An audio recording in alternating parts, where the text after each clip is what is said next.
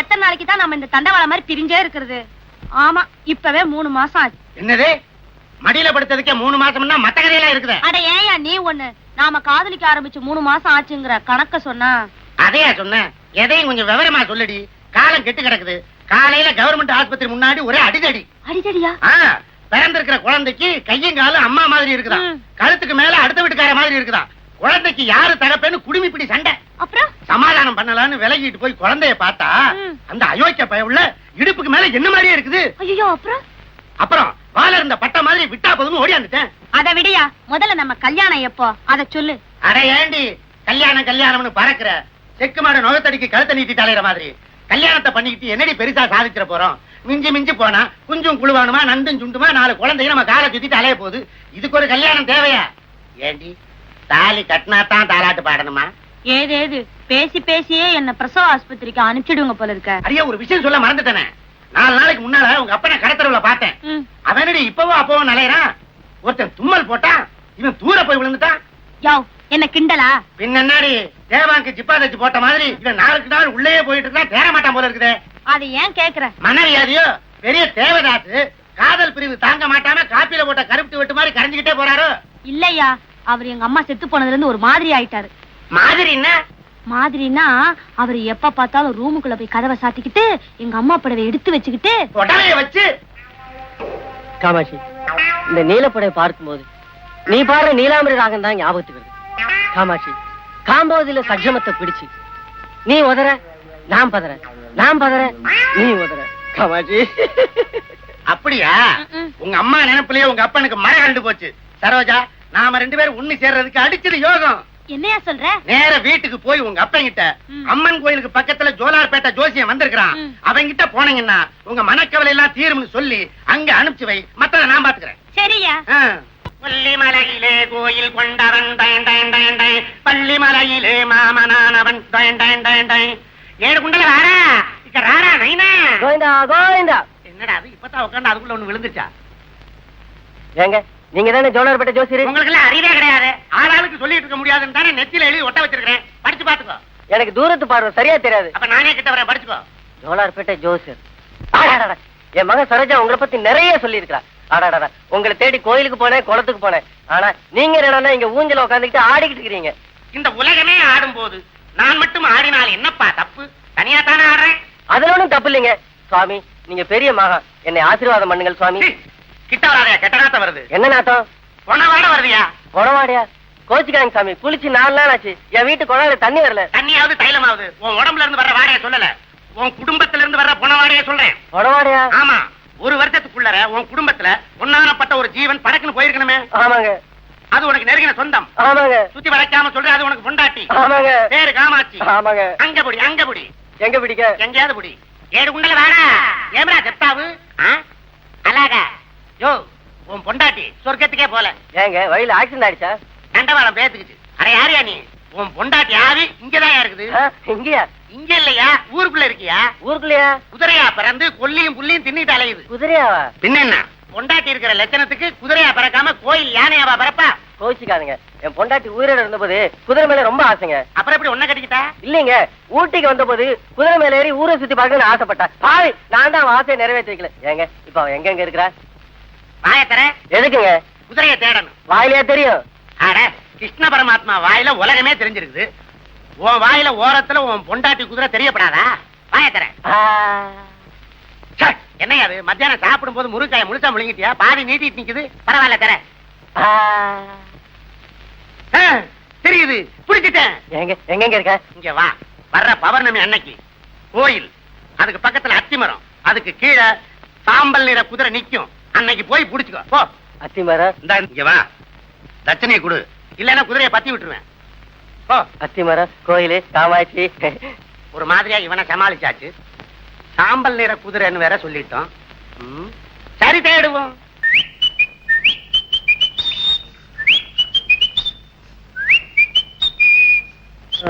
உருப்படியா ஒரு குதிரை வாங்கி படிப்படியா ஏற முடியா இருக்கு.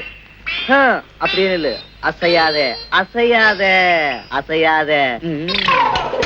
ஜாலு ஜாலு ஜாலு. ஹாய். हाय ठहरो ठहरो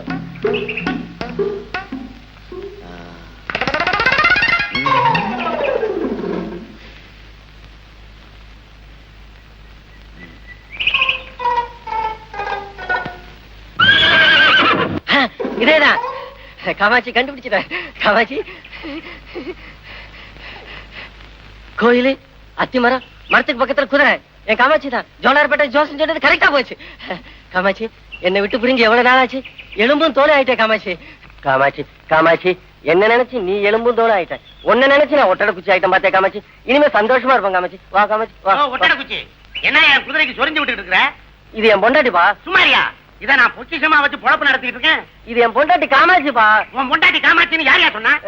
அந்த ஜோலார்பேட்டை ஜோசியம்பா. அதே ஜோலார்பேட்டை ஜோசியம் தான் எனக்கும் சொன்னான். என்ன சொன்னா? நான் வண்டி எடுத்துக்கிட்டு இருந்தேன். நீ இந்த கட்ட வண்டியை வித்துட்டு மட்ட குதிரையை வாங்கி சவாரி அடிச்சீங்கன்னா நல்லா சம்பாதிக்கலாம்னா. இந்த குதிரை வந்ததுல இருந்து காசா கொட்டுது. வீடு கட்ட ஆரம்பிச்சு ஜன்னல் வரைக்கும் எழுப்பிட்டேன். பாக்கியும் எழுப்புறதுக்குள்ள குதிரையை எடுத்துட்டு போறேங்கிறிய.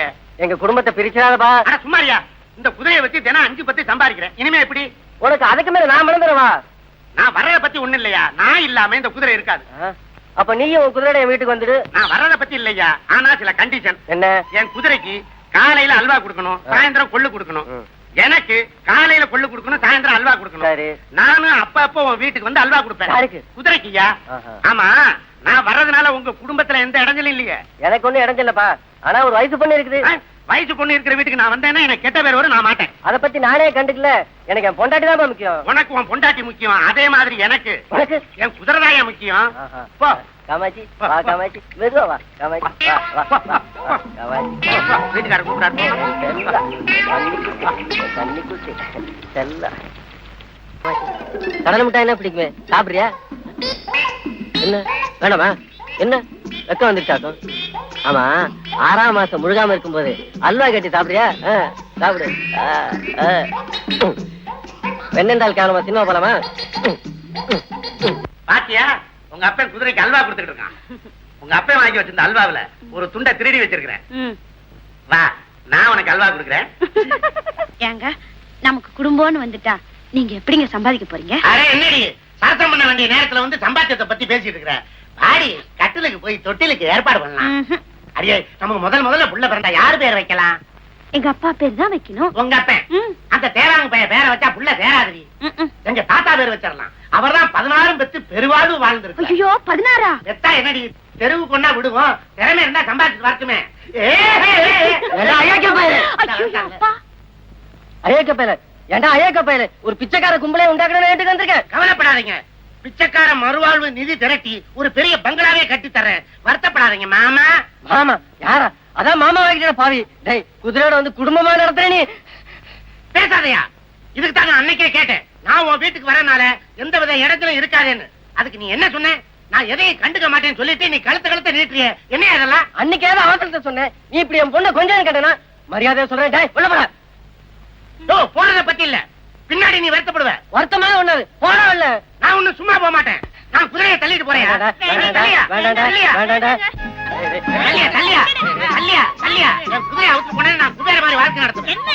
சும்மா ரெடி. காமாட்சி விட்டுறா. காமாட்சியாது மீனாட்சியாது. உன் காமாட்சி செத்துதான் எள்ளும் தண்ணி இறக்கிட்டியா? இது நான் கொள்ளு போட்டு வளர்த்த குதிரையா? தாலி கட்டி தாரமாக்கிட்டேன். பெரிய தாலி கட்டினியா? 5 பைசாக்கு மஞ்சள் கட்டை வாங்கி கட்டுறதுக்கு வக்கு இல்லாம அருணா கை தவிர்த்து கட்டிருப்ப போல இருக்குது. தாலி கட்டின தாலி தள்ளி அந்த பக்கம் கைய முடியா? நீ என் குதிரை கடிவாளத்தை பிடிக்கணும்னா நான் உன் மகன் கைய பிடிக்கணும். என்ன சொல்ற? சொல்லேண்டி, நானா சொல்லிட்டு இருக்கேன். உனக்கு ஆசை இல்லையா? ஆமாப்பா, இவர் சொல்றது நியாயம் தானப்பா. பாருங்கப்பா, அம்மா கூட எங்களை ஆசீர்வதிக்க ரொம்ப நேரமா திரும்பி பாத்துக்கிட்டே இருக்காங்க.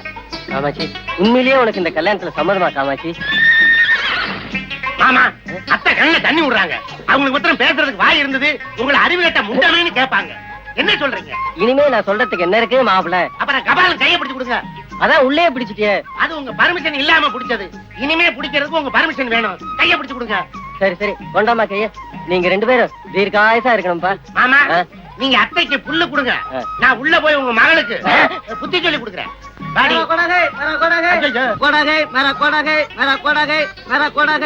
இது என் குதிரை. சைத்தான் பச்சா, என் குதிரை திருடிட்டு வந்துட்டான். சைத்தானுக்கு பச்சாவா? நெத்தியில வச்சா? என்ன மாப்பிள்ள இவன் குதிரைங்கிறான்? ஆமா, அவனை நல்லா பாருங்க. இந்த உயரத்துக்கு ஒரு நாய் மேல கூட ஏற முடியாது. குதிரை மேல எப்படி ஏற முடியும்? ஏணி வச்சுதான் ஏறணும். ஏணியை பிடிக்கிறது யாரு, எடுக்கிறது யாரு? ஆமா, இந்த இடத்துல நீங்க ஏமாந்துட கூடாது. அத்தையை தள்ளிட்டு போக வந்து ஏண்டா டேய், என் காமாட்சி கடத்திட்டு போக வந்திருக்க நீ. அரே இது காமாட்சி இல்ல கத்திட்டான். அது கத்தி சாகுதா கத்தாம சாகுதா? வாடி போலாம். இருங்க மாப்பிள்ள. ஏண்டா டேய், நீ சொல்றலாம் உண்மையாடா? ஆமா, ரோட்டு மேல குதிரை விட்டுட்டு கடை மேல நம்ம கொல்லுவாங்க போனான். இவன் குதிரையை திருடிட்டு வந்துட்டான். இல்லப்பா, இது செத்து போன சம்சாரம் காமாட்சிப்பா. உனக்கு யாரும் சொன்னது? அந்த ஜோலார்பேட்டை ஜோசியன். உன் தலையில நல்லா மிளகா அரைச்சிட்டான். போயா.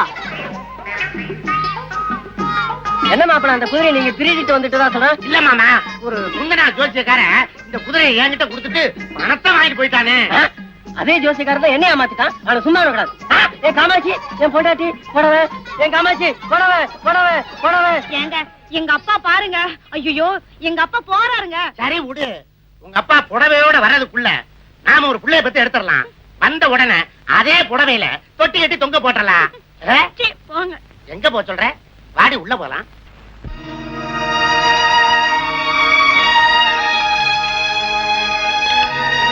ஐயா, குழம்பு ஊத்திட்டேன்.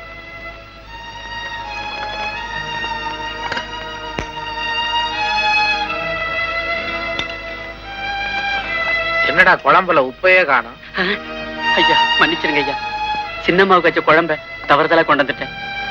சின்னம்மாவுக்கு வச்ச குழம்ப தவறுதலா கொண்டாந்துட்டியா? அப்ப சின்னம்மாவுக்கு தனி குழம்பா? ஆமையா, சின்னம்மாவுக்கு வைக்கிற குழம்புல உப்பு சேர்க்க கூடாதுன்னு எஜமானியம்மா உத்தரவுங்க. என்னது? மரகதா என்னங்க? எத்தனை நாளா இப்படி நடக்குது? என்னதுங்க? உப்புல்லா பத்தியம். அதுவாங்க, அது வந்துங்க, இப்போ கல்யாணி இருக்கிற நிலைமையில அவளுக்கு சாப்பாடு இப்படிதாங்க இருக்கணும். அதனால தாங்க நான் அப்படி செஞ்சேன். அடி பாவி, எப்பேற்பட்ட கொடுமையை செஞ்சுக்கிட்டு இருக்கிறேன். அவ பழைய ஞாபகத்தை எல்லாம் மறந்து சந்தோஷமா வாழ்றதுக்கு என்ன வழின்னு நான் யோசனை பண்ணிக்கிட்டு இருக்கேன். அவளை ஒவ்வொரு நிமிஷம் விதவேன்னு ஞாபகப்படுத்தி துடிக்க வச்சுக்கிட்டு இருக்கேடி. காரணம் இல்லாம நான் அப்படி செய்யலீங்க. ஒரு கன்னி பெண்ணை விட விதவைய வீட்டுல வச்சிருக்கிற நாம தாங்க கட்டுப்பாடா இருக்கணும். கட்டுப்பாடு இல்லைன்னா கெட்டு போயிடுவாண்டியா? ஐயோ, அப்படி நான் சொல்லலீங்க. போதும் நிறுத்துறீ. ஒரு பொண்ணு புருஷன் இழந்துட்டா இந்த உலகத்துல எல்லா சுகத்தையும் இழந்துடும் நினைக்கிறியா? காட்டு மிராண்டித்தனமான இந்த சம்பிரதாயத்தை கடைபிடிக்கணுங்கிறது பைத்திய காலத்தனம். என்னங்க, நான் சொல்றத கொஞ்சம் கேளுங்களேன். நான் சொல்றத நீ கேட்கணும். எங்க கல்யாணி? கல்யாணி என்னங்க? கல்யாணி என்னங்க? கல்யாணி டாடி,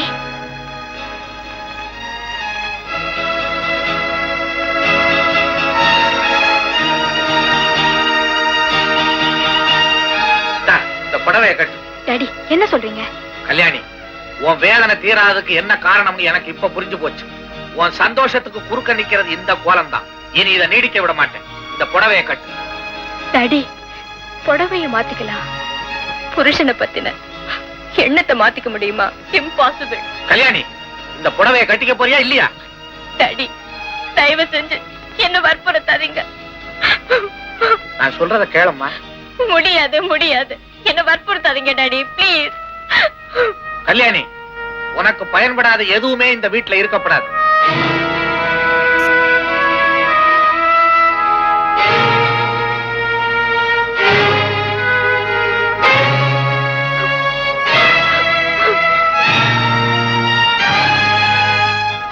என்னங்க? ஐயோ, என்னங்க இதெல்லாம்? மரணம், என்ன தடுக்காத விடு. என் மகளோட சந்தோஷத்துக்கு பிரயோஜனப்படாத இதெல்லாம் எரிஞ்சு சாம்பலாகட்டும். அப்பதான் என் மனசா. போதும், நிறுத்துங்க. உங்களுக்கு என்ன பைத்தியமா பிடிச்சு போச்சு? இப்பதான் அவ கொஞ்சம் நிம்மதியா இருக்கா. அத கேட்கணும் முடிவு பண்ணிட்டீங்களா? மரணம். நான் சொல்றத கொஞ்சம் தயவு பண்ணி கேளுங்க. அவளை கொஞ்சம் தனியா இருக்க விட்டு வாங்குங்க. வாங்க.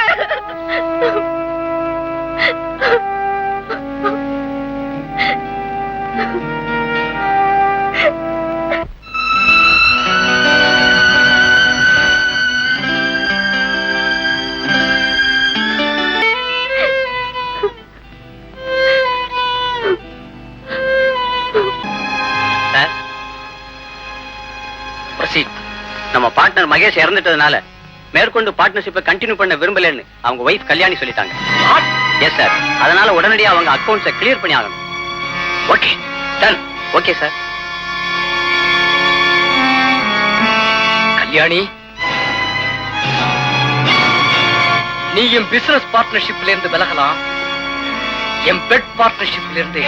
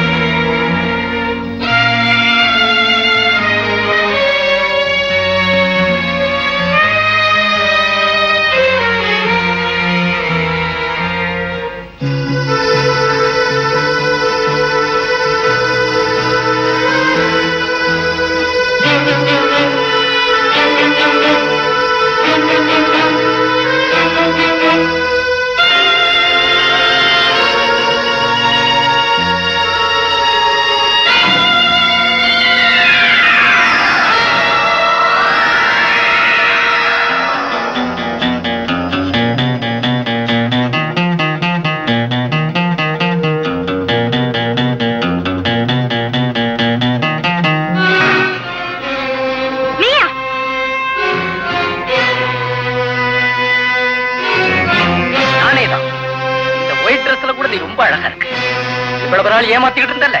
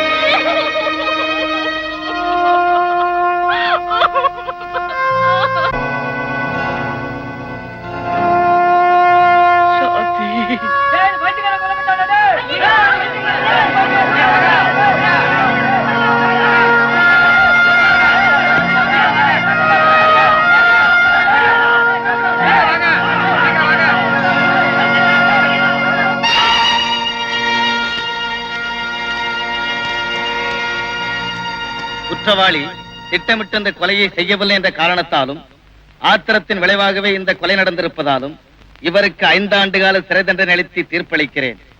இவருடைய சித்த சுவாதீனமற்ற நிலையை கருதி தண்டனை காலத்தை இவர் மனநோய் மருத்துவமனையில் கழிக்க வேண்டும் எனவும் சிபார் செய்கிறேன்.